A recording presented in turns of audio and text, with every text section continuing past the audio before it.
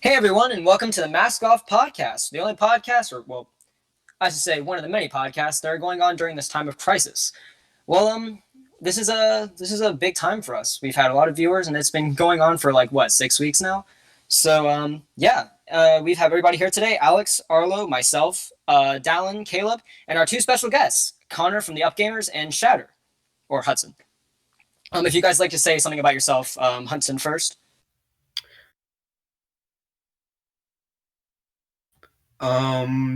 Well, there's not much I could really say, but I do YouTube, I guess, and I guess that's pretty Okay. much it. All What's right. up? I'm Connor. I am the ever elusive fourth up gamer. I'm also a dumbass piece of shit. And what am I not allowed to say on this? Can I get you flagged right away? No, just go ahead and say whatever you want. No, that's it. Okay. We're not monetized. It doesn't matter. Yeah, we're not monetized. Where we say YouTube can take us down at some point. I don't know, What are they man. going to do? Take us down off of YouTube at this point? Yeah, I'm going to put this on my resume in the next future. Anyway, we got 4 topics to talk about today. Caleb, would you like to lead us into this one? Yeah, so we've got a bunch of great topics today. The first one we're going to talk about is the new announcement of a new Paper Mario game. I've seen a lot of different opinions about it online, and I'm kind of curious to hear what everyone has to say about it. I'll save my opinion to last, but Camden, I'm sure you've got a lot to say about it, so let's hear you first. Let me let Alex go first. I'm very interested in this one. Okay. All right, so I'm gonna be that guy. I don't actually care about Paper Mario. Never played a Paper Mario game. You know, I've been interested, but not enough to spend money.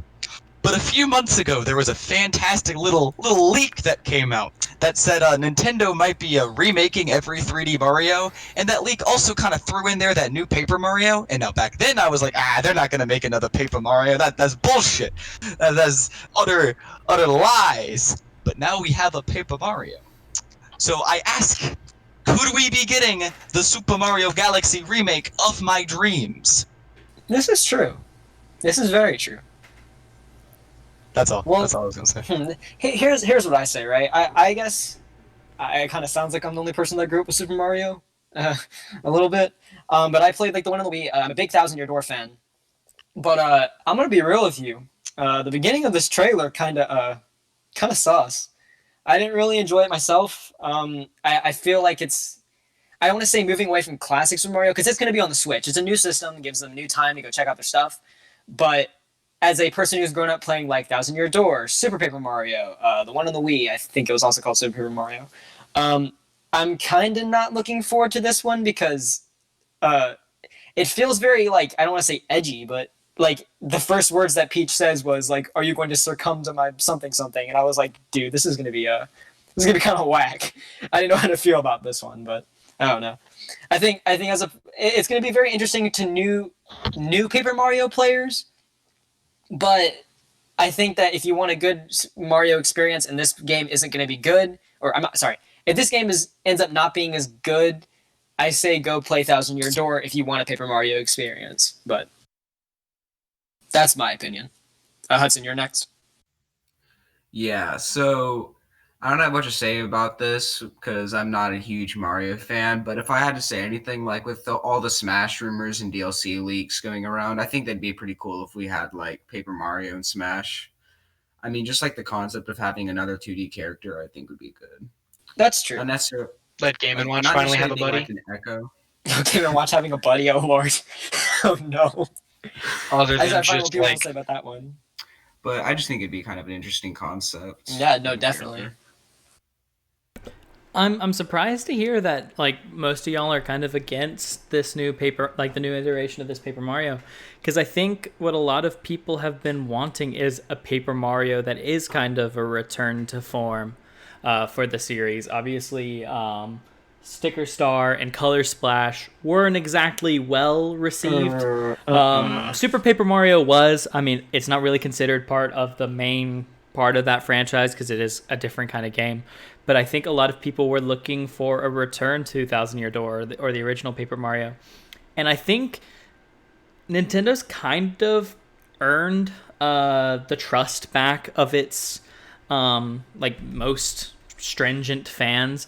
So I think this is actually a great opportunity for the franchise to move forward. And I think the art style, for being very weird, has that Nintendo flair of like just a little bit of extra oomph, especially like when you talk about things like Yoshi's Woolly World or the other Yoshi game in that series.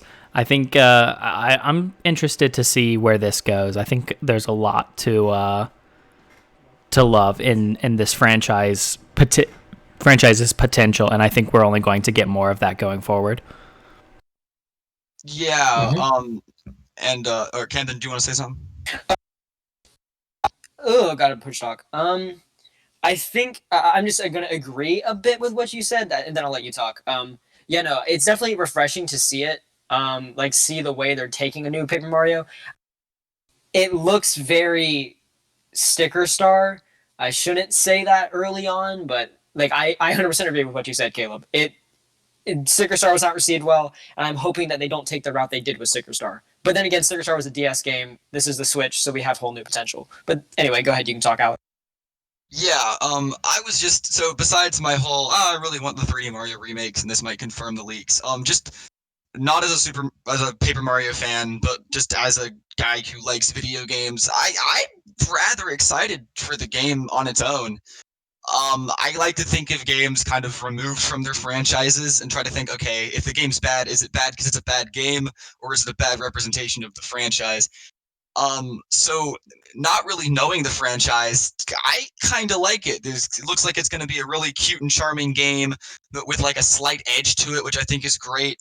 I am a little bit nervous because they didn't show the battle system off as much. Which is exactly right. Yeah, it's for what is an RPG franchise to not show its battle system, especially when it's been known for kind of having a really good battle system and a really bad battle system. I'm a little bit hesitant to get super hyped. But besides that, I mean, I it doesn't look like a bad game to me. I also question, why was this trailer dropped without a direct? Why is there a trailer out of the blue? That's not what I would like, but it's fine. I'm okay with that. This is better than nothing. Anyway, I'll let y'all talk, but the game looks decent to me. I'm not going to say it looks like the best thing ever made, but it looks fun. I think if I get my hands on it, I enjoyed my time with it. I just watched the trailer because I totally wasn't just requested to be on here like a few minutes ago, and I had totally already seen the trailer. What I saw is it kind of in a weird way reminds me of Octopath Traveler, like the style of it at least, where it's like this weird melding of multiple different art styles, and I actually kind of really like it. I think it looks neat. I mean, like the biggest thing that I know turned off a lot of people from some of the previous Paper Marios, because like for example, I've only played Thousand Years Door and then the one on the 3DS, I forget what the name was that Sticker Star? Either way. Yes, it was. Those are the only two I played. And like those two felt gameplay-wise drastically different. And then I know with the one on the Wii U, people were complaining that like they didn't like the battle system it had in that one. So I kind of agree that like that could be the biggest point of contention for people. I could say so. I don't know. I will say what Alex said is kind of correct in my mind. I'm kind of scared for the battle system. What I hope they do is I want them to take, and I'm gonna say it again. I'm sorry I keep bringing up Thousand Year Door, but the Thousand Year Door like battle system was like probably one of my favorite battle systems in any game besides like Persona, of course. But like it's just cool. Like you get to see like your little character and stuff, and you got like it was like timing stuff. It felt like a really fun game. And when they didn't show off the battle system, I'm really hoping it's not gonna be like Sticker Star, where you had to go through and like find all these like stickers and stuff for your character to actually attack and stuff, which was fun after a while. But then you like ran out of stuff. I hope they take like an approach to the like what they should be doing with a lot of games is they should be taking an approach at looking at their older games. Like that, like I don't want to say like a cult following, but like a cult following of people really, really enjoy, and that's where people are going to gravitate towards the game. Because I want to see like a regular RPG style to this game. But then again, that's my own opinion. Caleb? Yeah, so I wanted to respond to one of our comments coming from Keelan, but was that the announcement he said the announcement for this game felt a lot like the reaction to the announcement of A Link Between Worlds. This is true. That game was very polarizing when it was announced. People thought it was going to not be very good. And in a lot of ways, it's become one of the better received, Legend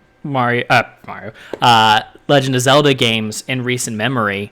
And it kind of revitalized a lot of people's interest, I think, in the 2D 2D Legend of Zelda sub series. Great stuff. And I think this game has the potential to do the exact same thing for the Paper Mario franchise. Most definitely, I believe. It's all about approach, honestly. Yeah. The only thing I was going to add is Camden was touching on you should look to the past, and while I do agree to an extent, I do think that changing things up isn't inherently a bad thing for sequels. Because I mean, if you think about it, Paper Mario is a spin-off franchise of Mario. Right. Mario. So, Yeah. in Fun theory, fact, Mario's last name is also Mario, so his full name is Mario. same with Just saying. I mean, isn't it Luigi Mario. something like that? I thought that was a fan thing. Anyway, I don't know. That's why I really liked the Paper Mario series. It was kind of away from like the platformer Mario series, which is what I'm hoping happens. But then again, you can only hope for so. yeah, no, I don't expect any bad from this game. I kind of made it sound bad at the beginning. I apologize, but I'm just hoping that we get our old Paper Mario unique RPG style that was in like 1,000 Year Door, because I really enjoyed that personally. But then again, I'm not gonna assume the worst for this game. I tell myself now I'm gonna buy the game. There's no question. I love Paper Mario, so I'm gonna end up buying it anyway. But I don't know. I think as long as they take a good turn, I think it'll be okay. So that's my opinion on it. Okay, and I'm just saying, like, if it turns out to be not the same battle system, as long as the battle system's good, then that's all. As long as the game doesn't suck ass, I'll love it. As long as the game doesn't suck ass, I mean, I'll buy it. So I guess I'm curious, like, if you were to kind of distill your kind of emotions towards like 1,000 Year Door, or just like your opinions of it as a game, like, and pulling that into kind of like one singular thing, what do you think it is that the Origami King needs to satisfy kind of your opinion of where the franchise has been and should be? So like what is the thing that you think really needs to be brought in Origami King? Okay. This was directed towards me, right? I mean, it was directed to the group as a whole, but you definitely talked about 1,000 Year Door the most. Yeah, definitely. Okay, so I'm not gonna say that Paper Mario games don't have a good story, but one thing that Sticker Star, in my opinion, very, very lacked was a solid, good story. The gameplay in it was pretty fun. I will admit that, like, you could travel around like the town and stuff, and you could like, you had to repair a boat at the beginning. It was very fun at the beginning of the game, and then at the end, the ending felt really lackluster, and I felt kind of disappointed. So I think that Origami King, I hope they focus more on. I wouldn't mind sacrificing some gameplay for story, if that makes any sense, because the story was super good for the 1,000 Year Door, and I was invested 100%. And like every area that you went to, you could collect something, and it was just it was super fun. And one thing that Sticker started very well was their gameplay, and I really, really enjoyed like walking, like their, like, what do you call it, world building, I guess. Their fight system was kind of weird, and it took a while to get used to, and it was kind of annoying to collect stickers over and over and over again. But I will say that their like way that they went towards it was really, really good, and I enjoyed it. But I think that they should focus a little bit more on story. The way here's how I'm gonna simplify this.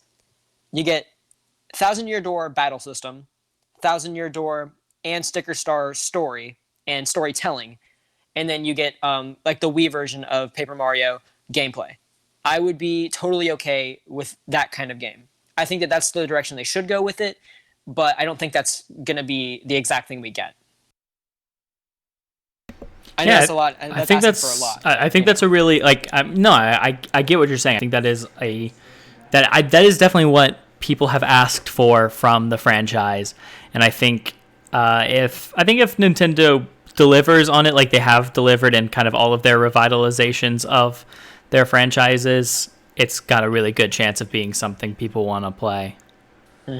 But speaking of things people want to play, people want to compete, and we had one of the biggest announcements, I think, in kind of this new age of online competitions, and that was the announcement of EVO Online.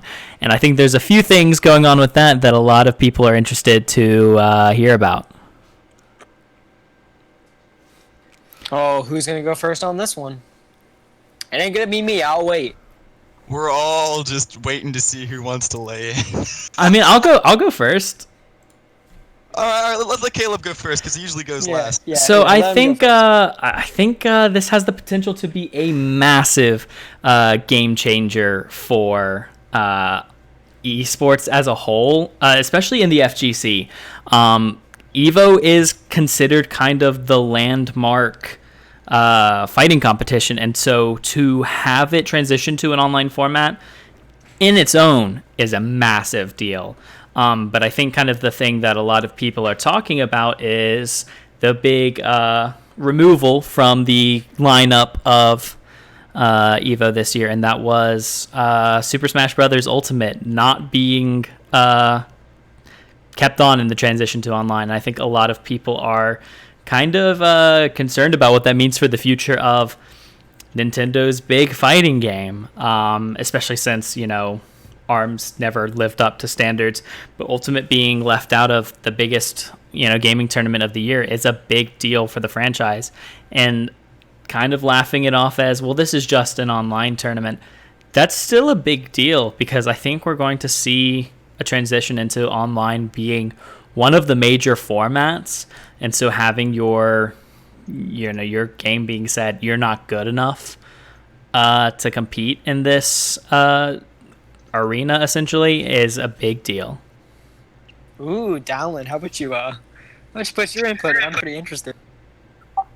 Literally, if you're gonna make, okay, I understand that whole coronavirus thing is going on, right? And you can't really have like an arena full of people, right? But you also gotta take into account, like, my opinion is that they should have just skipped EVO this year. They literally should have just skipped it. And they should have, whenever they could have opened up again, they should have opened up again in person, because there's a lot more problems that you're gonna have with just because you have lag. You're gonna have like controller delay. You're gonna have like it's a whole lot of issues are gonna arise. Yeah, like a whole lot of issues are gonna arise, and I'm not saying I hope it fails, but this needs to be, I feel like this is going to be like a learning experience for other players, like other competitive players, and want to be competitive.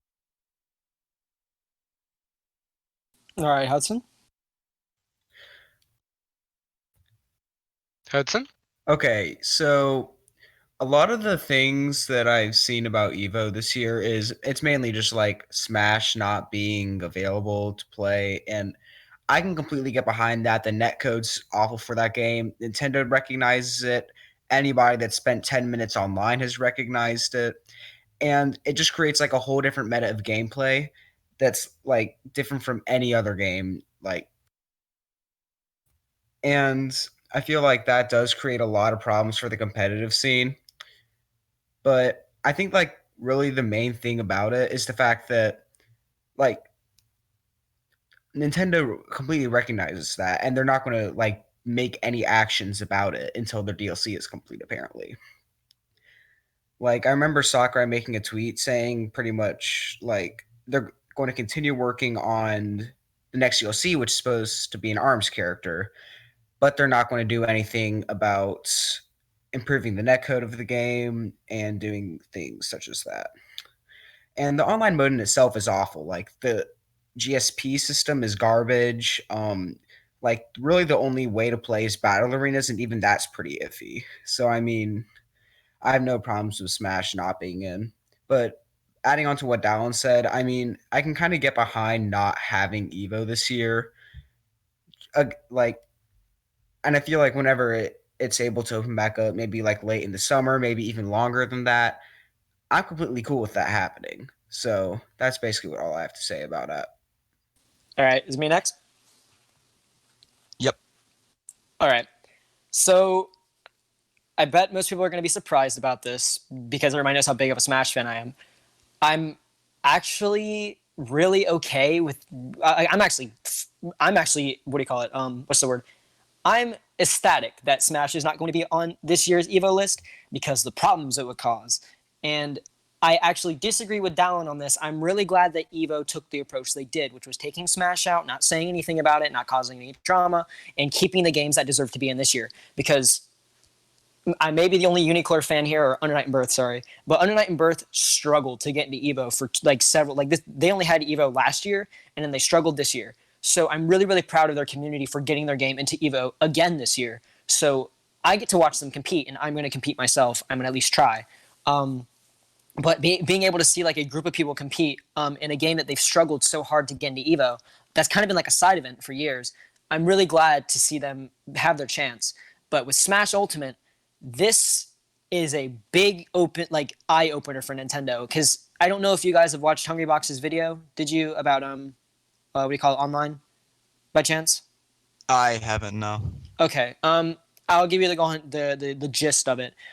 Is that he thinks that Nintendo and Evo work together to make sure the game didn't get on the Evo roster this year, which I completely agree with, because with what Hudson said, the netcode for this game is not up to standards for online competition. It is just a fact.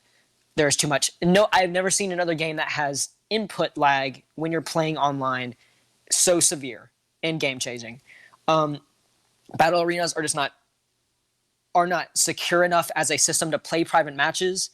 There are just too many issues with spectating, like spectating rounds and stuff. Because with distance, and again, the net code is just so pivotal in changing the game that it makes it really, really hard for this game to have any competitive value online.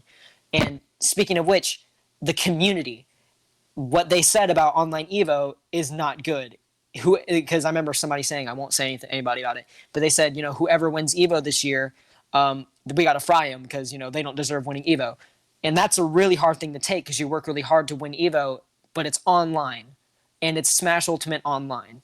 Those two things do not mix well. And you're going to get a lot of hate for just trying your hardest in a competition. I personally think that the way that they went with this is really good. I think that taking out Smash Brothers, good idea. Keeping Uniclur, Grand Blue, I think Street Fighter was on there too. I'd have to relook at the roster of games and stuff. But the games they have in there are really good. And like they have backing communities with game creators, or the companies supporting their game, which is something that Nintendo also doesn't do with Smash Ultimate.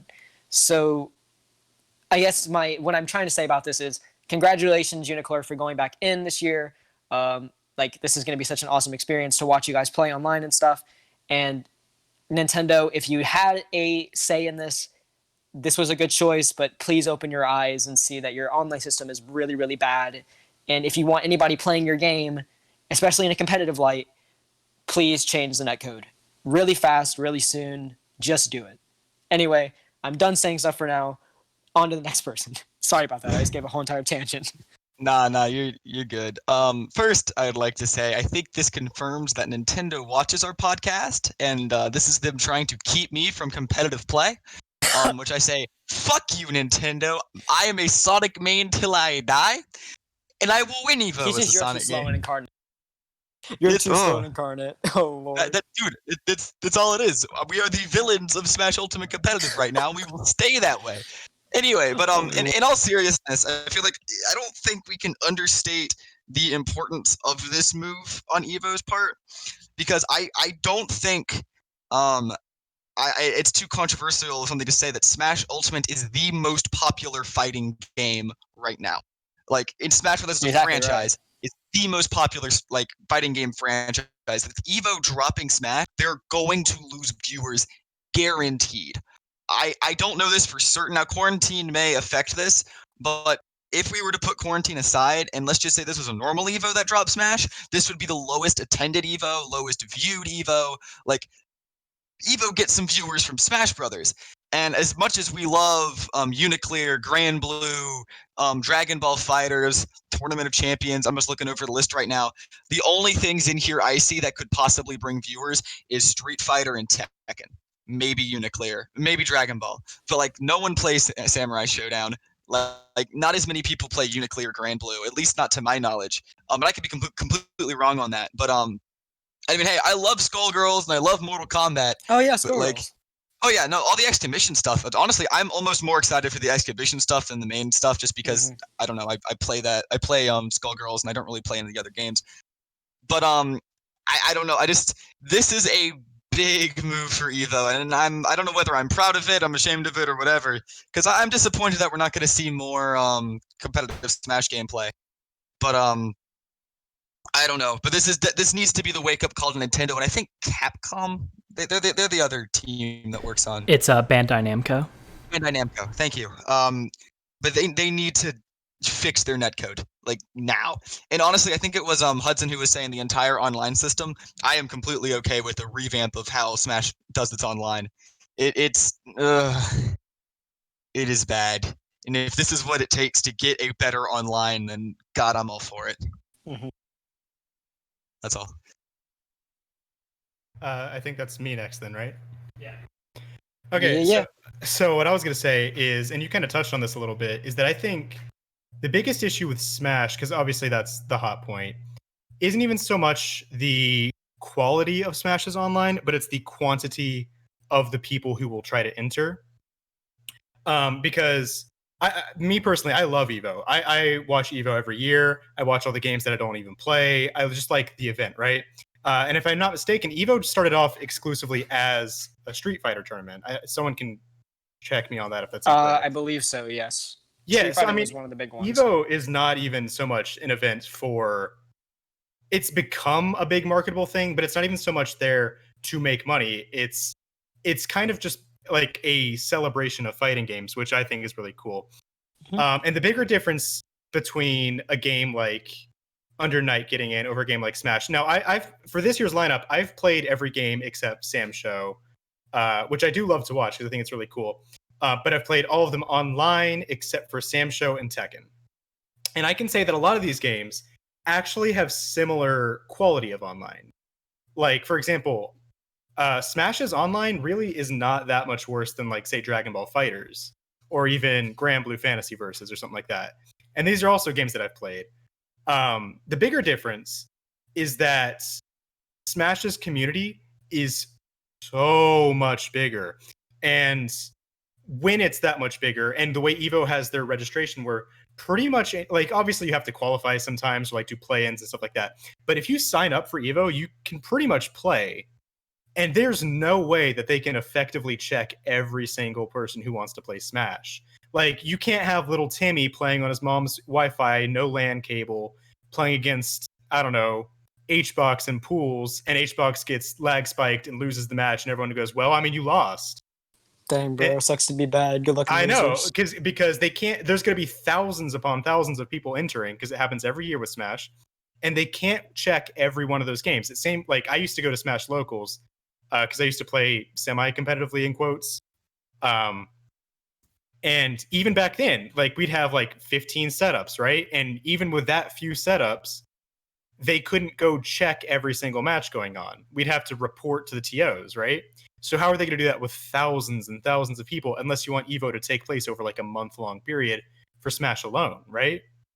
So, I mean, the bigger issue with why it's not even so much that, like, Smash shouldn't be there, but I almost think it can't because of just the amount of effort it would take in just to make sure, because a lot of these games are talking about doing like connection tests and play tests and stuff like that before matches start. Even in local games, most fighting games, Smash not so much, but even still sometimes, well, people will do like a button check just when they plug their controllers in. But I mean, if you have to do that every single time for every single person playing in Smash, and with how long Smash sets go, and with Sonic being like the most popular person online right now, like I'm sure you guys have seen the clip of the guy stalling for 7 minutes and then You're going too to slow. sudden death. Yeah. Oh god. I Yeah. mean, if that happens every game, I mean, just think how long a single day of Smash would be, right? When it's You when wouldn't a make traditional you Evo, wouldn't make a quarter way through the tournament in a day. Yeah. You would be a stuck. single day is entirely consumed by a game for Evo. If it were slowed down by that much, I don't think you'd ever get through.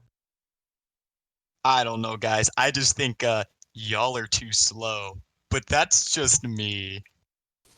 Somebody got the kick button. Perish and fire, you Sonic Fast- playing fast- filth. I'm sorry, I had to. I mean, okay, I played Ness. Ness You Online chose gets more this shit than life. Sonic.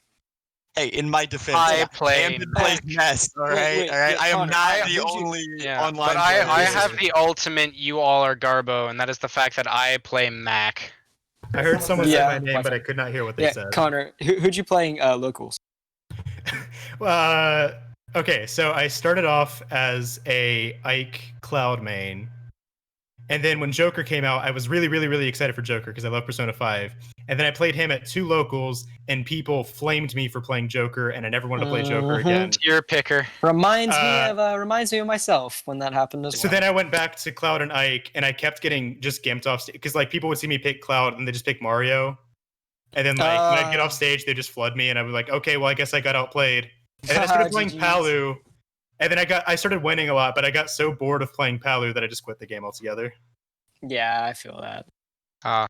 If I didn't enjoy playing Little Mac so much, I would have definitely quit a long time ago. Because anytime I try to play against anybody, it's always either the Mario pick, Donkey Kong, or like Mario, and they just try and keep me off stage for as long as humanly possible. Hey, yo, got him. GG's, bro. Good luck It's recovering like- him back. You should have just learned to play the matchup. You shouldn't have come near me while I was near the stage. It's not my fault you have a better like insta death than I do. Yeah, and that's kind of another big thing with Smash's online, where like in most fighting games you like get a lag spike and maybe you like take a combo, right? You lose 1 round. But in Smash, sometimes you mess up and you just don't make it back to the stage. Yeah, as a Bayo main, I can really relate to that. Because I mess up a jump cancel, I just die. Yeah, like whoops, your Ike up B went off 1 frame too late. Too bad. Got him. GG's. Sucks Alright, to be Caleb. you. Caleb, you're up. Yeah, I think kind of what y'all are saying makes a lot of sense, and I when y'all talk about kind of the problem with having a Smash event go wrong at Evo, it immediately brings me back to the 2008 Evo, and I don't know if y'all were following Smash back then. That was when Brawl was Brawl's first year as I remember this. the marquee Smash event, and people were pissed because Smash at Evo that year used items, and a player by the name of CPU, who was not 15 years old, well, not yet 15 years old, won Evo that year, and it pissed everyone off because it felt like Evo was kind of fucking with the Smash community by using the rule set that it did, and it led to a 15-year-old beating Ken. If y'all are familiar with Smash's Ken's, history, like, the best Smash player Ken of was all time. one of the biggest Smash players in Melee and one of the bigger Smash players in Brawl as well, and that Evo was so controversial that Brawl never recovered as a competitive esport. And obviously, no one liked it as a competitive esport to begin with, but that was kind of the nail in a coffin for that iteration of Smash being a competitive sport. And like I said, Brawl never recovered from that. And I think in a lot of ways, Evo and hopefully Nintendo had a say in this, didn't want that to happen again. Because right now, Ultimate is one of the best-selling games on the Switch. It's the biggest fighting game in the world right now, and I think Nintendo wants to keep that going.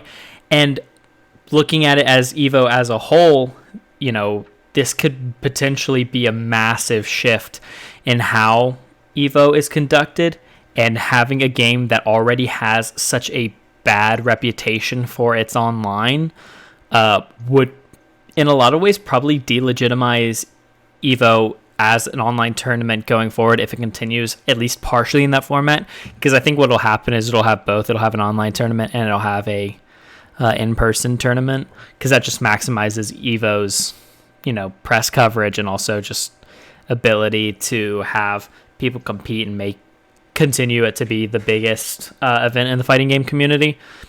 So I think it's a really smart decision not to have Smash in there. Obviously, it is upsetting for me because I do love Smash, but I think going with less controversial picks and picks that have a little bit better reputations in this format was a really good model. Yeah, it was just a really good idea on the part of Evo. All right. So, what you said about the kid's name CPU versus CPU, Ken. yeah. It felt a lot like Nintendo was kind of taking. Nintendo does their own tournaments, right? Like their own Smash tournaments, but like they play with items and other stuff. Like we've been playing as a Smash community. With our, I think it's Dave's Crazy Rules. I can't remember. We play with different rule sets. People play with different stage bands and stuff. But we've been playing with our own rule set that we made for a long time. And the fact that Nintendo didn't pick that up was kind of, I don't want to say disrespectful, but they don't have to. But it's, we play the game very differently. We don't play with items. It's, that own way. But moving away from Smash for a bit, can I ask, I feel like Alex knows this better than anybody else, what are the exhibition games? I know Skullgirls is in there. Them's fighting herds. Yeah. Isn't that like an MLP fighting game or something? It's a brony fighting game. I don't know much about it. All I know is there's a bunch of weird infinites in it. Oh god. You know what that game reminds me of? Do you guys know of I think it was at Evo at 1 year. Maybe. It's that Sailor Moon fighting game. There's a Sailor Moon fighting game? But yeah, okay. But that's just a regular fighting game. I think. Well, it wasn't bad. Well, no, if you look it up, the game is broken in all kind of ways. It's a very interesting story. I think I'm not going to name the YouTube channel that made it because I don't know for a fact, but just look up most broken fighting game or most toxic fighting game.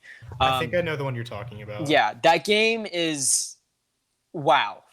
That's it. That was all I'm going to say. But so the exhibition games were like Skullgirls and the Herds one. He put it in chat. But the exhibition games look really good, and just so I'm in the know, they took BB Tag out for good, right? I mean, I don't know that I don't know if they're ever going to bring it back. Like they haven't said. No, they have not brought BB Tag back. They haven't said they won't bring it back next year, but I think it's safe to say that BB Tag is dead. Yeah, I agree. Sadly. I don't know. I'm a big BB Tag fan, but then again, I don't know. The game is kind of dead. It is dead. Not moving away from it. But anyway, what I was going to say about Evo, so I guess it is, as a whole, most of us can agree that Smash, it's kind of sad to see go, but due to circumstances, it's better this way. But it's a necessary evil. It's a necessary evil. Exactly right. But I will say, what can I ask each individual person here? What is the game that you guys are looking forward to watch at Evo this year? If you had to pick one, I guess. Are we doing this in order? You can, I guess. Okay. I guess I'm gonna go with Grand Blue, only because that's a good one. One, it's an Arxis game, and just when it comes to fighting games, Arxis is my favorite company. The art style looks really good. Grand Blue's universe is something I'm sort of interested in. I don't really know a lot about it, but just something about it I'm vaguely interested. And then the music's fantastic.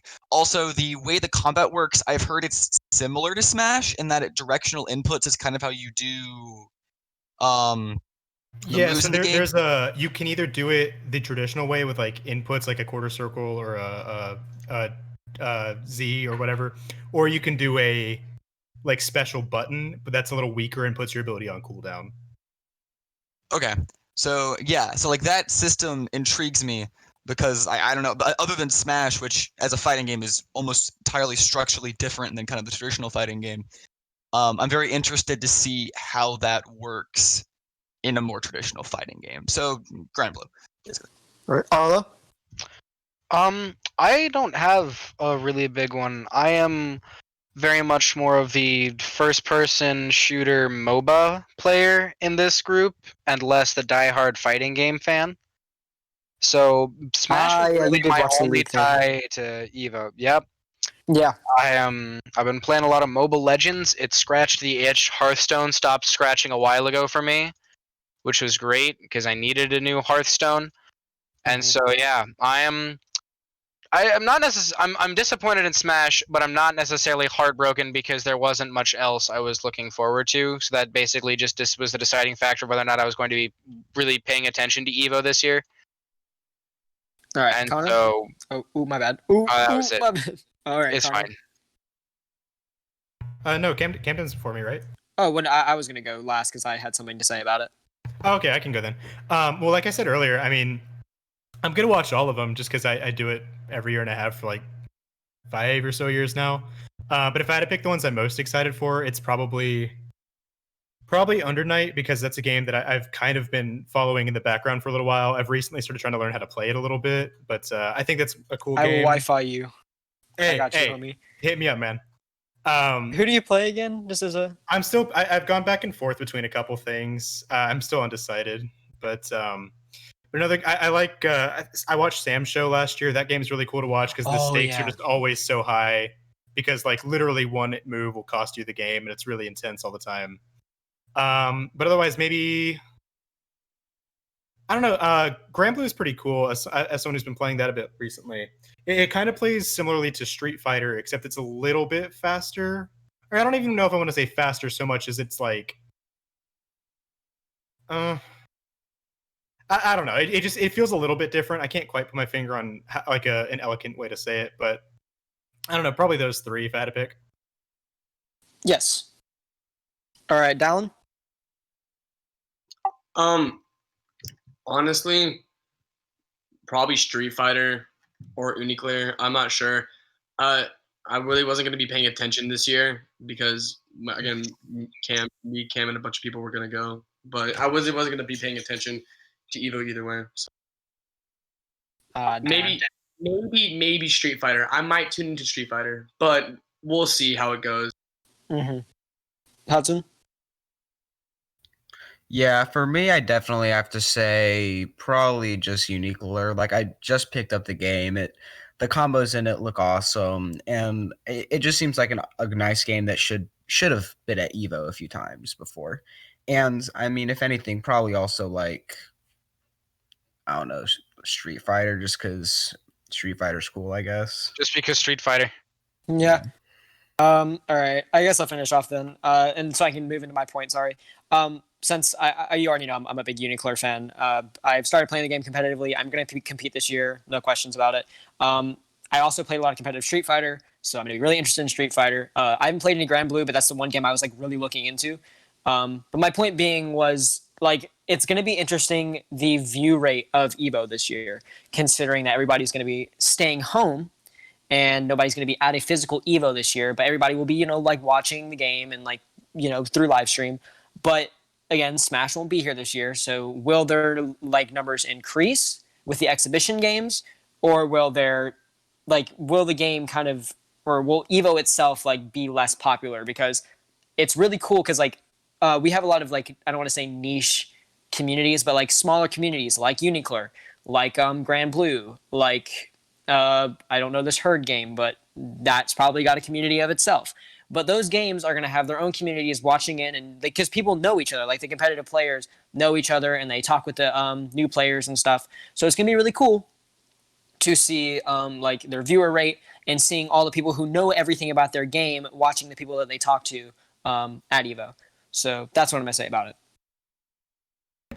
Yeah, I think it's a great opportunity for a lot of the quote-unquote smaller fighting games to really be able to step out of the shadow, I guess, of Smash. I think it's huge for games like kind of Grand Blue, Uniclear, and then my personal game that I'm the most excited for, which is Samurai Showdown. I think that game is super sick. And I'm a huge fan of just like anything with samurai in it, which kind of leads me into our next topic. We had a big state of play for Ghost of Tsushima, which is one of my most anticipated games of the year because I absolutely love the studio that makes it, and I'm very curious to see what everyone else thinks of it. Alex, you're up. All right, yeah. So I don't have a PlayStation, don't know the company at all. Honestly, this is my first like really exposure to the game. It looks fantastic. Oh my god, that trailer was so good. It looked very open world. Obviously it's open world, but the only minor thing I'm disappointed about in the open world, they didn't kind of lift the climbing from Breath of the Wild. I really think that Breath of the Wild's climbing almost made the game twice as good. Just that one ability on its own, and I kind of wish other open world games were taking that. I don't think Ghost of how do you pronounce that? Tsushima? Tsushima. Tsushima. Okay, thank you. Tsushima. What was I saying?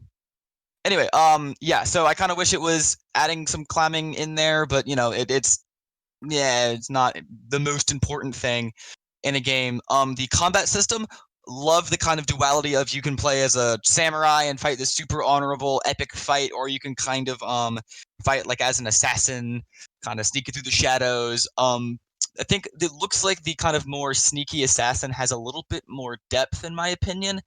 And I kind of want to see what they put in to influence you to choose either side, because I know there's something in game design that says if your player can do the easiest path, they will do the easiest path. And right now, from what it looks like the assassin side is more efficient and like just, I don't know, easier to do than the samurai combat. That could just be me looking at things and being a dumbass, but you know, I don't know. It also reminds me a lot of another game. I think it's Origami. Hold on, let me make sure I'm pronouncing that right. Yeah, Origami. Which is The Shadow Guy one. yes, which is a fantastic title. It's probably not going to play a lot like that, but a lot of the same aesthetic, a similar aesthetic, and similar kind of shadowy gameplay. I don't know. I'm really excited. It's yet another thing to add to the why I need to get myself a PlayStation 5. So yeah, all in all, positive reception from me. I think this game is pretty interesting. Like Caleb said, I'm also pretty fascinated by anything with like kind of an Eastern aesthetic. I like the colors that tend to be associated with those things, and the architecture and the clothing and everything like that. It's just all really neat to me. But this game is kind of weird because it got revealed with that really weird trailer with the guy playing the flute. Yeah. And then we got kind of like no information on it for a while, and then this is like the first gameplay we've seen on it in like a couple years or something, I think. And it was just like a ton of information being thrown at you, like all at once, like with the guiding wind thing and like the different play styles and all the customization. And I was like, oh my god, it's everything I want in a game. It's all this cool stuff. And I was just immediately went from kind of being like, I mean, yeah, it's neat, but whatever, to being like, this is a game that I really, really want to get.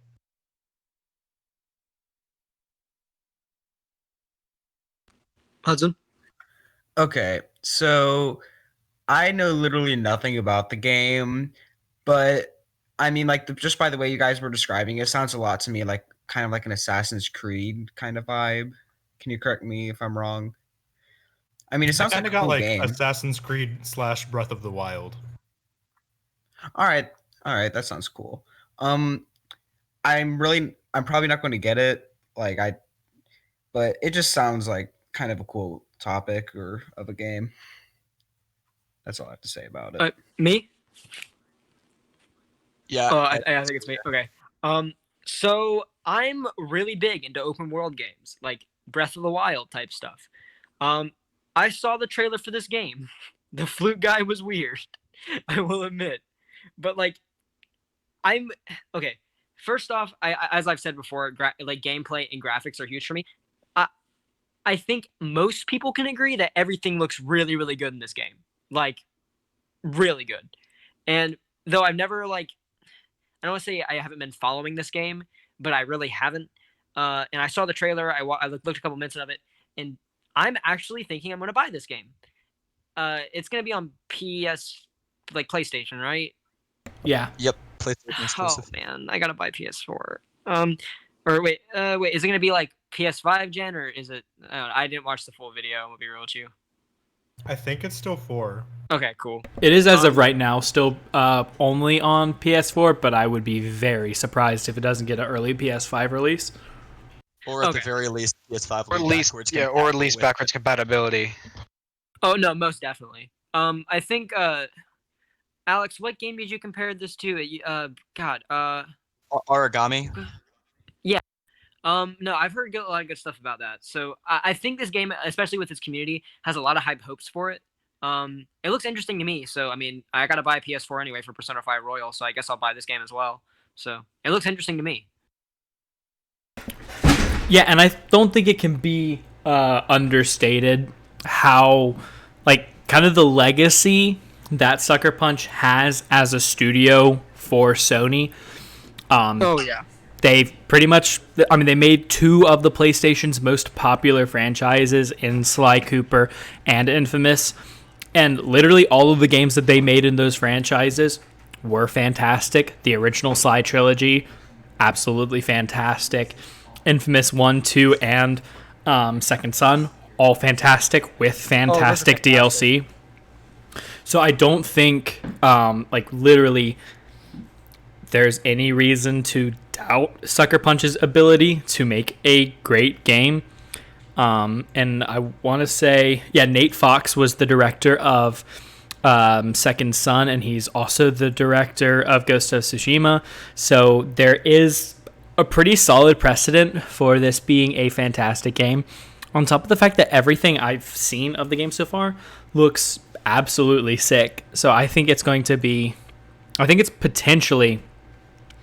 going to be one of the best PS4 games, especially coming so late in the life cycle of the system.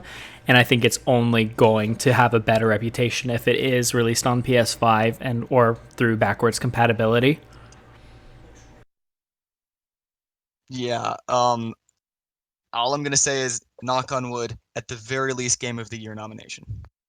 Oh, I think that's pretty. Colin. Okay, if what is the Probably game? on, like, company name alone. Yeah. What Oh, yeah. What game won it this year? It was Shadow. Sekiro, right? Sekiro, Shadows Die Twice. Yeah, Shadows Die Twice. That game won, and I think this game looks very Sekiro. Yeah, there are a lot of. I've heard a lot of the comparisons, and people have been kind of saying some. I haven't seen a lot of this, but some people trying to say like negative things about, Ghost of Tsushima. Fuck, I cannot pronounce this fucking word. You're an Ghost- English speaking person. It's okay. Ghost of Japanese Place. That's really cool. I can understand how people draw lines, but I also kind of don't, because Sekiro is a very like Souls game. Yeah, that's true. That's what I was gonna say. I heard the comparison of comparing it to Sekiro is like comparing Breath of the Wild to Devil May Cry. Yes, Breath of the Wild has a technically less complex system than Devil May Cry, but that's besides the point. Like, you're kind of missing the. If you're just gonna judge the game based off of just its combat as an individual, you're kind of missing the point. Yeah, this is true. But that's just me. I mean, I don't. I mean, you are correct. Anyway, So How kind would of, you say something so bold? so Oh, kind wait, of, can I? Oh wait, sorry. Can I add on to the Evo thing real quick? Like, I know we're right past it, but I completely forgot something. It's Yeah. small. It's very small. Okay. So music for Under Night and Birth, very, very good. I'm really excited. All right, well, cool. I'm kind of sliding in from, the potential of Ghost of Tsushima being a PS5 game. We saw a big announcement in kind of the capability of the PS5 this week through the Unreal Engine 5 tech demo. We saw a lot of fantastic footage of just how amazing the upgrades from the PS4 to the PS5 allow games to be. And I personally, this seems like a massive leap forward in what games are capable of doing. And obviously, Unreal Engine being as ubiquitous as it is, this is a big deal for gaming, because even the developers of the Unreal Engine are saying that the ability of the PS5 to render and make games has opened so many doors in the potential of where their games, and obviously anyone who's using the Unreal Engine, can go forward. But then you talk about like studios like Bethesda that make these massive games that seemingly nothing can run well, and if their engine is even remotely as optimized for the PS5's apparently fantastic hardware, that's going to be a huge deal, especially with Elder Scrolls 6 and whatever the other game is, the Star whatever game. I mean, those are two big deals coming up from a big studio. And I mean, literally, imagine the PS4 backwards compatible games running in the same, space as this Unreal Engine 5 footage. I think that's going to be a massive deal for gaming. All I wanted to say was that transition was fucking masterful, Caleb, and I think we needed to recognize Dude, this that, guy's the master of verbally. like. I was as going to opposed make just in a text. comment about how smooth that segue was. You've but done I that didn't wanna 3 times in a interrupt. row today. Yeah. That is all. On the That was my- ball. This Anyway, man go out ahead, here. Dallin. All right, literally, PS5 gonna be the best console ever. It's gonna beat Xbox out. It's gonna do everything right. I feel like they're heading in the right direction. Like even though like some of their hardware stuff is like down, like not on par with Xbox Series X. I almost said 360. PlayStation, I feel like has one-upped Xbox one more time, and this is going to be a console that is going to continue to push the boundaries of gaming in general. Also, Camden needs to get a PS5 too. I will. I promise. Okay. Bet. Let's go. Okay. All right. I can play Overwatch. So am I next? Yeah. Sorry. Okay. So I was gonna say, I remember going into that reveal thinking like, I feel like we've already almost reached the peak of like what things are gonna look like. Like we've reached like games that just look kind of real, right? Like I played God of War. I saw that. I was like, yeah, Kratos looks like a dude I could see down the street. Minus, the way Kratos looks. Otherwise, you get what I'm saying. And Rip the shit bald man with tattoos just walking down the Other street. than that part of him, I was just like, yeah, he just looks like a guy, like a real guy in makeup. But so I went to this trailer thinking like it's whatever, right? And then it started, and I was like, holy shit, never mind. Because I didn't realize just how much more we could do with lighting. And that was the craziest thing I saw, right? And obviously, like, it was a tech demo, so it was made to look good, and it was in a contained environment. But like when they started moving the light source around, I'm Caleb. Forgive me for saying this, but I pogged a little bit. But What a yeah, I sin. mean, You're not allowed to pog in this house. just a little bit. But I don't know. Also, the guy said the word triangles like 100 times in that trailer, Triangles. and I just felt like mentioning that. I don't know. All right. Am I up? Yeah, I think so. So, I'm sorry to all you Xbox fans out there, but fuck Xbox. I've been going Xbox for years, like actual years, and I've stood by them forever. And I don't see why you would buy an Xbox Series X or whatever the hell the fuck is. I forgot what it's called. When Series X. Series X, when Xbox is falling really behind on this. For like years I was picking up Xbox because I like the controllers and that's pretty much like it. But the titles for PS4 and PS5, the graphics, everything about this system is just extraordinary. I'm gonna agree with Connor. I pogged a tiny bit. I was surprised. Pog just a little bit. Just a tiny bit. Look, I'm Asian. I can pog. I'm allowed to pog. But no, I can't believe it. I for years have stuck with Xbox, and I was like super excited for the Xbox Series X, and then this came out, and I am 99% sure that my money is going to a PS5 because I am excited to play everything on PS4 and PS5 that I have missed with that kind of graphics and that kind of just I don't know. I'm ecstatic for this, and I've never once been somebody who's excited for a console like this because it's going to run things that I didn't think it could. Anyway, It's funny to me that you play on Xbox despite being a fighting game fan. yeah, that's true. I mean, most of the fighting games I played. Then again, like, wait a second. No, yeah, you're right. But like, then again, I still found myself playing like Persona 4 Arena on PS3, even though I own an Xbox. But like, I would rather play. Then again, it's on Xbox too, I think. But like, I would.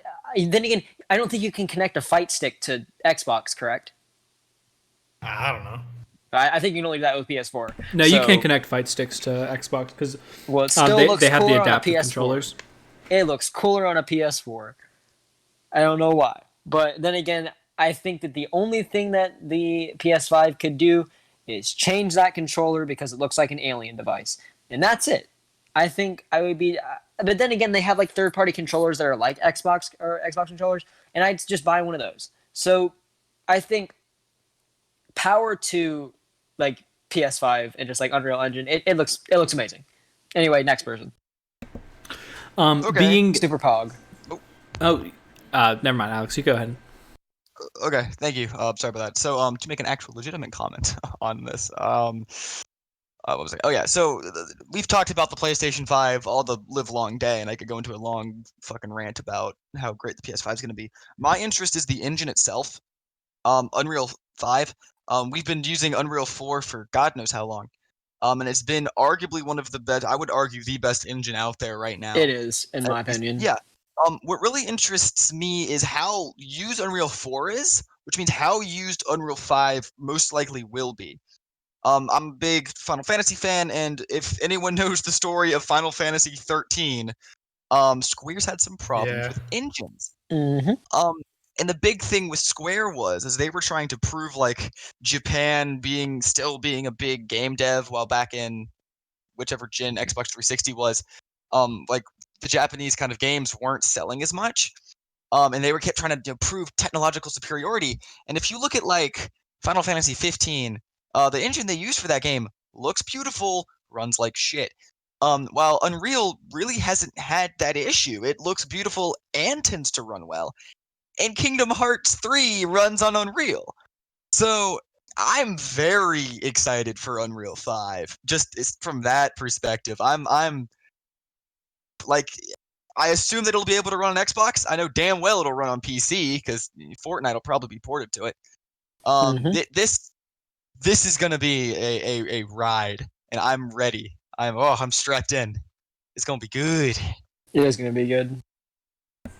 So I think kind of looking at kind of the wider gaming kind of sphere, this Unreal tech demo was really big for a couple of things. Obviously, how it looked, but how Unreal talked about how it ran. And one of the big things that they were talking about was the SSD advancements in this PS5, and that's a huge deal. One of I think the smaller things that's been talked about is the fact that they're bringing ray tracing to PS5, and I'm a big tech demo guy. And earlier, I think it was this year or earlier last year, it was September of last year. Square Enix, who y'all surprisingly were just talking about, released a tech demo called Backstage. And it was a showcase of ray tracing, and that thing looked gorgeous. And I think when you combine the advancements from this new SSD system that the PS5 is running on with the ability to ray trace, I think games are going to look, even more unimaginably beautiful than they already were. Because some of the games this year looked absolutely fantastic. Obviously, like, just kind of going back, Doom Eternal looks really great on all the consoles. Going back further, God of War was beautiful. Control is a very cool stylistic game. Mm-hmm. I think... What do you think about Celeste? We're not talking about Celeste. Celeste. We're not talking about 8-bit games in my ray tracing conversation. But I think one of the big things is just kind of how how many advancements seem to be packed into one machine. And this whole thing has kind of centered around the PS5, but let's not forget that apparently in terms of just raw specs, Xbox Series X actually won that, at least in terms of the released specs. So if the quality of those specs is just as good as the quality in the PS5, I think we're looking at a very close race in terms of graphical fidelity. And I think that's good for everyone. But if Sony can maintain their stranglehold on good exclusives, this is definitely going to be another PS5 dominated, or another Sony rather dominated generation. Xbox doesn't have Persona, so that kind of loses points. Wow, very As funny the joke, only Camden. person here who doesn't constantly stroke Persona's dick, I literally couldn't care less between the two. Because you haven't played a Persona game. You're also the only person here who doesn't use the number system ever. Yeah. Please. Do you guys think we can get Minecraft on Unreal Engine 5? Dude, let's do it, dude. Those cubes will be spheres in no time. Bruh. I'm telling you. Anyway, go talk. Okay, I don't have much to say about this because I don't really like the only thing I ever used my Xbox One for was just playing Overwatch, like Halo and Mortal Kombat. Then I had like a few other games. I think I had like Cuphead and just like the other just normal games. But I mean, to be fair, like in my opinion, PS4 has a lot more going for it than Xbox. Like Xbox has like by far superior controllers.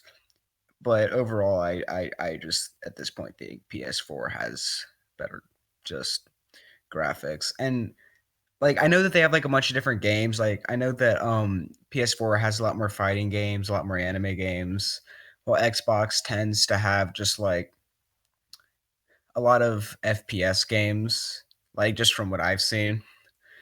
But they also have like big runners like Halo and other games that are just like really prominent. And I think I don't have much to say about the topic. I prefer Nintendo, but yeah, that's pretty much all.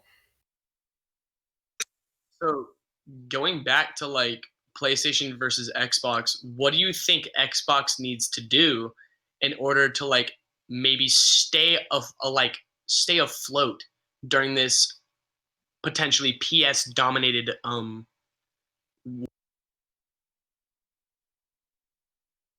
You put up there for me. I think you said more. Yeah. I said PS dominated war. Oh, because, okay. Yeah, cut Thank out. you. I thought you said something along those lines. But anyway, honestly, it's for me at least personally, it's exclusive, and I gotta disagree with Hudson. Xbox has two. It has two, and that's Forza, to my recollection, and Halo. And one Gears of of those War. is okay. They have Gears of War. I don't know if that's really comparable to other things. I know some Just people. because you don't like first-person shooters doesn't mean. I like first-person shooters. I just don't play them that much. That's besides the know. fucking point. I mean, But that's okay. like me saying all PlayStation has is RPGs as somebody who personally prefers first-person shooters. Okay. That's it. That It's just a wasn't my biased point statement. at all. No, I that know. wasn't my point at all. That was out of nowhere. I mean, it kind of does come down to like what you prefer in the games, but yeah. No, I mean, behind that. He's right. Xbox, I don't know. For me, when you say Xbox has more first-person shooters, I would say, well, it does, but all of those shooters are cross-platform. Like Take COD. that out again. Oh, my bad. Most of those shooters are cross-platform, to my knowledge. COD, cross-platform. Halo is slowly but surely becoming cross-platform. Like it's we're getting everything on PC. Microsoft's posting its own stuff on PC. Like it's Master Race. I mean, I agree with that outright, almost. But it's for me, when we compare PlayStation to Persona, and I'll agree, yes, I really pay attention to RPGs. That's my main focus. So when I look at two consoles, I'm gonna look at what RPGs they have. But if you can tell me, besides Halo, what first-person shooter is there, and besides Gears, I guess, which I'm Gears sorry, is the a first-person popularity's fallen off. It's okay. You're reaching a bit, Arlo. I'm joking. I mean, okay, shooters in general then. But to mine, I mean, it's fallen off. Like in my opinion, I don't hear that much about Gears, and I know it's not in my circles. I'll admit it could be like the super big thing I just don't hear about, but I don't see it as a console pusher. Granted, you could argue Persona really isn't a console pusher in big lines, but at least like you add Persona. I mean, okay, what? Oh fuck. We talked about it had the big leaks. Uncharted, not Uncharted. No, Last of Us. Last of Us. Last of Us is huge, and that's PlayStation. You know what I mean? It's I don't know. It is Xbox does not have the exclusives, and I just don't. I can agree with you, Al. Yeah, they're not there. Anyway, I'm sorry. I completely understand about the No. exclusives. The exclusives were kind of like what I was saying. Of they're very much it's a game of preference. I, as a big first-person shooter fan, I'm not that interested in all the PS4 exclusives. What are the exclusives? Fighting game, story-based, RPG, and a couple of like more somewhat niche games that are still in those types. And so, as somebody who's just looking to play with my friends who also play first-person shooters, why get the PlayStation over the Xbox? Especially considering the PlayStation is most likely going to cost more. Because those shooters are also on PlayStation and PC. I know, but if I prefer the Xbox controller and my friends play on Xbox, why should I buy the PS4? Well, I mean the PS5. Mind if I chime in real quick? Absolutely. To kind of Okay, so Connor, that's awkward. Go ahead, man. Go ahead. No, that's fine. We both said chime. Oh god. Okay. Anyway, I think what you both are saying is correct. From two different sides of the spectrum. One likes FPSs, one likes RPGs. I come from the fighting game kind of RPG side. I get both my games from Xbox and PlayStation. They both kind of share, besides Grand Blue and Under Night and Birth. I think enable for Xbox to kind of win this war between, I guess if you want to call it a war between Xbox, when really PC is kind of the way to go, I guess, if you want to be honest with yourself. It's expensive, but it's worth it. I think Xbox needs to release more of their stuff. And I think what Alex has said was correct too, was you need to bring in your fans by showing them what exclusives you have. I don't know, because what Arlo said is right too. What I don't exactly know myself, because I don't follow shooter games or like games of that category all too much, well, anymore at least. But I know that there are some games out there that people are really interested in that would look good on the PS or the Xbox. I'm just gonna call it the Xbox 5 or whatever it is. I'm gonna call it the Xbox Series X. Is that what it's called? It's called the Series X. You can just call it the Series X, or just refer to it as the Xbox, because that's what it's going to get called anyway. The Xbox. Okay, I'll call it the Xbox. The people who have played Xbox for years want to see their exclusive that they had for years. Halo, Gears, stuff like that. They want to see it on a high-running, nice-looking Xbox console. And I will say, I like the look of the Xbox, the Xbox more. I think the PC look of it is really, really nice.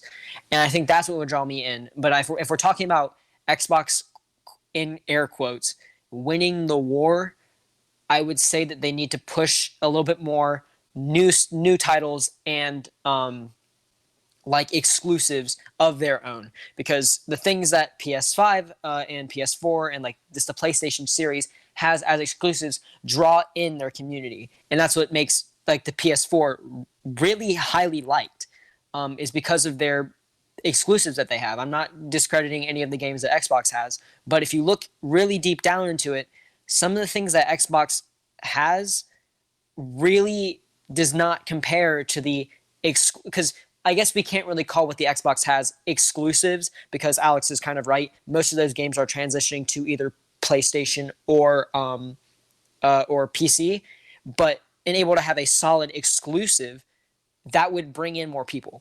I guess that's kind of what I'm trying to say. And able to win that war, you got to have more exclusives that people are into that have a community that you've had for years. Connor, if you wanted to chime in. Yeah, I was just going to say something briefly about who was it talking before you? Was it Arlo? That was me. Okay, you just mentioned like what are the things that were on PS4, and the bigger thing is like it's not just specifically like JRPGs. There's a bunch of stuff. There's like God of War. There's Last of Well, Us. There's things. I know And I that's think that's why I was saying like story-based RPG yeah, types, not it's necessarily the first-person shooters. yeah, but And there's the other things as well because there's also other communities on it. Like the fighting game community on PlayStation is way, way, way bigger. And then the other thing about it is that Sony, I don't know if it's they have a better relationship or if they just pay more, but they seem to have faster access to other like even see things like DLC. Like for example, in a game like Destiny, they get all their exotics and stuff like that before they do on Xbox. I don't know if that's still happening, but it was for a while. And it's things like that, which is why people, and especially at the beginning, were getting one over the other. as somebody who never played a lot of Destiny, I wouldn't really know on things like that. But I'd say like on the topic of because like right now the big dispute between the two is going to be which is more expensive and whether or not you like the exclusives. And I think one of the reasons that Xbox hasn't stuck with the exclusives is because Microsoft owns the most widely used software for computers ever. This is So true. it doesn't make sense for them to keep that on Xbox when there's a gigantic as a business model. I'm talking as like sheerly business model. Yes, it would make sense to keep them on Xbox because then you would have more brand loyalty. But at the same time, who needs brand loyalty if you ship out everything to PC? Because that's what a lot of gamers are leaning towards nowadays. Oops, I said it. I used the G word. But like when you've got this giant market of hundreds of thousands of people that play on PC and are the big haha, my $3,000 expertly crafted computer runs better than your $300 console people. Why wouldn't you want to take the ability to grab their money and be like, hey, you know this thing that you've only ever been able to play on the Xbox? Now you can buy it for your computer. And so as a business, it makes sense, which is why I don't like really bringing up the topic of exclusives, because yes, PS4 does have more, but Microsoft doesn't need exclusives when talking about the Xbox, you have to bring up PC because they're both Microsoft platforms 90% of the time. Yeah, and I absolutely agree with that, and I understand that's why they do the a lot of their cross releases. They also release a lot of their not like their Halos, but a lot of their platformers end up on Switch. Ori and the Blind Forest, Cuphead, Super Lucky Tail, all of that went from Xbox to Switch as well. Which to me, I guess, Arlo. First off, I'd like to apologize for getting very Oh aggressive. no, it's right fine. there. But I would like to cut you off 1 second. If I do remember correctly, I don't think Cuphead was ever intended on being an Xbox exclusive. It was an Xbox exclusive. It Yeah, was, I mean, it was Microsoft also on owns the PC. studio. Oh, Yep. Switch best. Absolutely. But what I would ask, I guess, you Arlo, as the big Xbox person here, then why continue developing the Xbox when you can move everything to PC? because why would you tell people just get richer instead and tell them to build a $2,000 computer instead of just being like, here, take this nice $400 bundle of joy that you can plug into your TV in your living room, and bada bing, bada booyah, you can play games. Because you can make a you mind computer if I say competently something? for that amount of money. That's what the consoles are. Do you mind small. if I say anything? Oh, Yes. absolutely. Well, what I was going to say is that's where the benefit of exclusives come in, because if you're not wanting to spend the money of a PC, a PS4 is roughly the same as like an Xbox, but you get more exclusives. Whereas rather than missing out on like, I don't know, 10 exclusive, you're missing out on like 2. And it's roughly the same price. And then if you want the higher ends, like harder running, faster processing, better graphics, whatever, you'd go for you could get a PC. But otherwise, if it's a price thing, you wouldn't be getting it on PC anyway, right? So you would rather get the exclusives. And maybe that's just me. Yeah, well, that's just where brand loyalty comes in and what people prefer. Like the big reason I went Xbox over PlayStation is primarily because, in my opinion, the controllers feel a whole lot nicer. And that's coming from somebody who has like abnormally large hands. I can't do the two thumbsticks right next to each other because then I literally have to bend my thumbs in a U and I get cramps after like 2 seconds. And so it's just after that it breaks down into brand loyalty and what do your friends have? If that Yeah. Yeah, the Xbox And controllers. yeah, adding on to that, a lot of the reason that Xbox gets a lot of hate is for having like a 9-year-old community, which I can kind of understand Lord. that, but if you really think about it, it's like if you're like in the 4th or 5th grade and you want to get like a system to play with your friends, like you're not going to get like a $2,000 gaming PC. You're probably going to get an Xbox. Like it's cheaper. Your parents are going to be more lenient to get it for Christmas or something. Like I got my first Xbox when I was in 5th grade, and I played with a lot of my friends like Overwatch. Like that was one of my favorite games at the time. And really just having a place to play that's not like on my mom's phone or anything, and I could actually like play with them, like that was like a really good experience for me. So that's all I got to say for that. Well, I think basically piggybacking off of what you were saying is I think one of the big reasons that everybody associates the 9-year-old army with Xbox is because of its heavy first-person shooter multiplayer roots. Yeah, I can get behind that. Because like you guys are saying, it's like a lot of the JRPG. Well, like I've been saying, a lot of the JRPGs, a lot of the solo player games are PlayStation exclusives, and so you don't get a lot of the screechers and everything unless you're playing mostly first-person shooters, and that's where the big Xbox crowd lives. And just you've got all of the 8-year-olds playing Fortnite on Xbox because most people who play first-person shooters play on Xbox.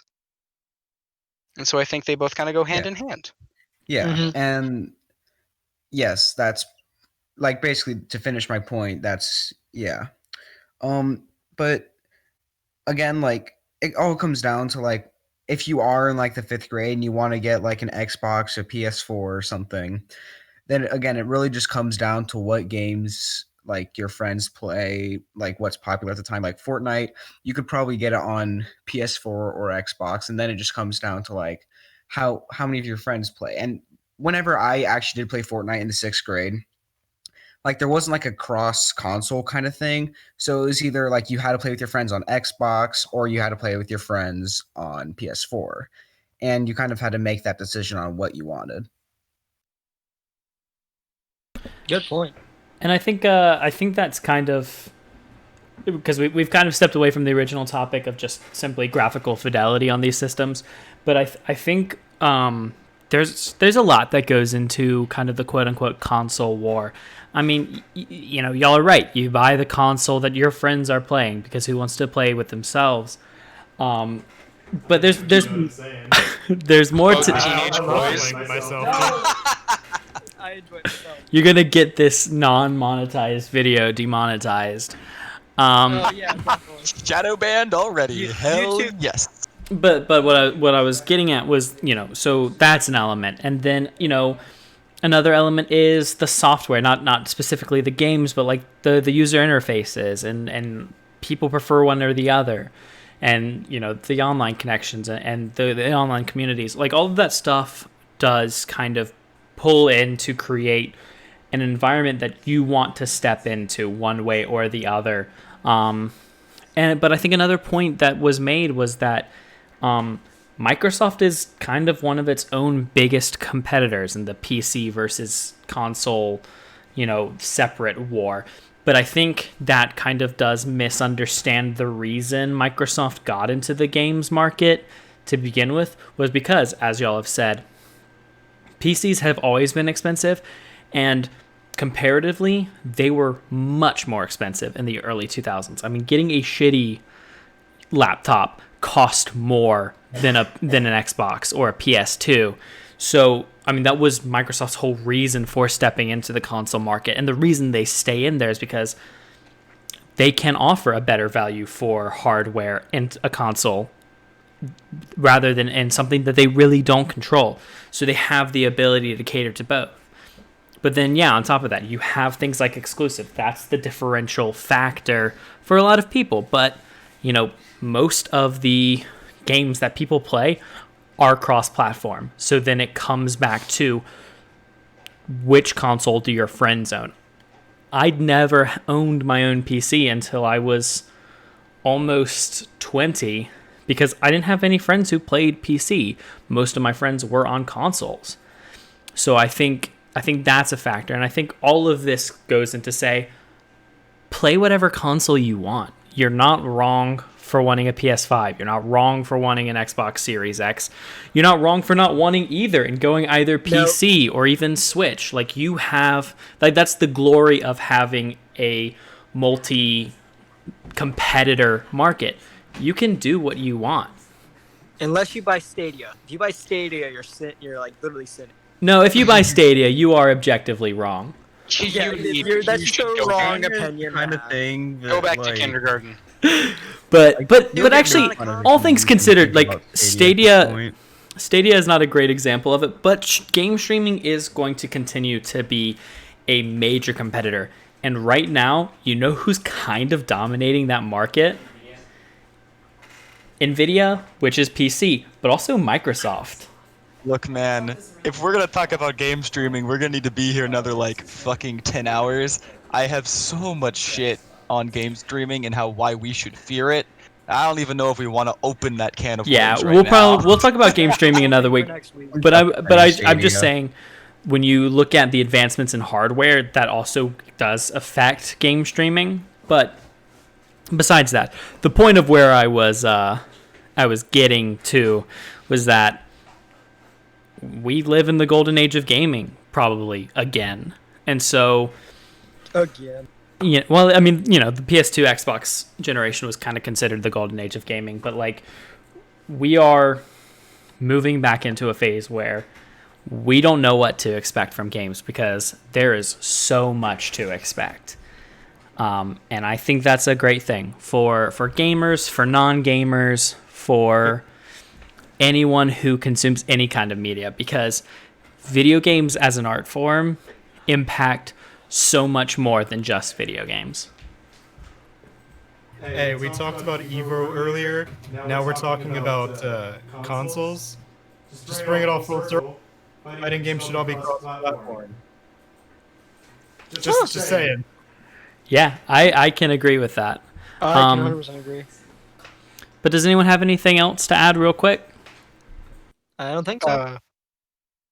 Everybody love each other? Like, we all gamers? Yes, we all we all here gamers, playing we all games? Gamer No, I pride. fucking hate you all. No, y'all are God, Xbox friends. Nah, I love you guys. all Nah, here- gamers. PS4 for life. Well, guys, Cause Burn. thank y'all so much for joining us this week on the Masks Off podcast. As always, it was a bunch of fun, and as always, we talked about absolutely nothing of import.